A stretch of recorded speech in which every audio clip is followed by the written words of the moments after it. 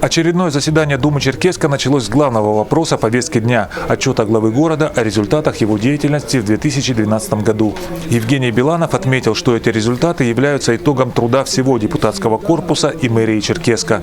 Так, на своевременно выделенные городской думой из местного бюджета средства проведен капитальный ремонт ряда детских садов, в том числе и здание по улице Леонова, 7, в котором 7 марта текущего года начал работу новый детский сад для 100 малышей.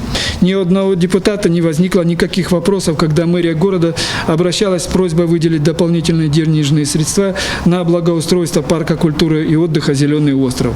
Сегодня это современный, красивейший уголок столицы Карачаево-Черкесии. Было открыто новое здание станции скорой медицинской помощи. После масштабной реконструкции она полностью соответствует современным стандартам. Городской особым предметом гордости явилась реконструкция центральной улицы республиканской столицы Первомайской, которая уже стала популярнейшим местом отдыха горожан. И здесь мэрия города получила от депутатского корпуса 100% поддержку. Однако не только о положительных моментах говорилось в докладе главы города, но и о необходимости усиления работы по отдельным направлениям.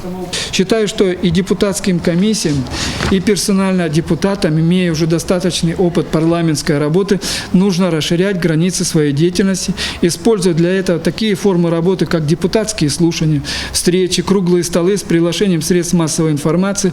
Привлечение внимания городских властей к актуальным проблемам во многом зависит от активности самих горожан. Теперь каждый из них может обратиться непосредственно к своему депутату городской думы, ответственному за строго определенный микрорайон. В целях налаживания с избирателями более тесной и продуктивной связи, оказания им посильной помощи в конце прошлого года мы закрепили своим решением депутатов городской думы за избирательными округами.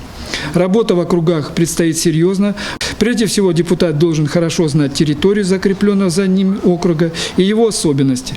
Для этого предлагается каждому из нас до 1 июня уже иметь так называемый социальный паспорт своего округа. Отчет главы муниципального образования города Черкесска депутаты единогласно одобрили и приняли к сведению. Среди других рассмотренных вопросов на заседании особое значение в ближайшей перспективе имеет выделение дополнительных ассигнований управлению имуществом и коммунальным комплексом города Черкесска на выполнение работ по разработке стратегии обращения с твердыми бытовыми отходами на период до 2020 года. Пока что речь идет об относительно небольшой для города сумме – 150 тысяч рублей. Как пояснил мэр Черкесска Руслан Тамбиев, это решение необходимо принять для того, чтобы наш город попал в федеральную целевую программу по созданию нового полигона для твердобытовых отходов. Для того, чтобы попасть, нам необходимо, чтобы у нас была такая своя программа. А пока ее не будет, мы даже не нужно иметь полный пакет документов, чтобы дальше двигаться. Поэтому 150 тысяч – это первая ласточка для дальнейшего движения вперед. Руслан Альботов, Миха Каракелян. Итоги недели.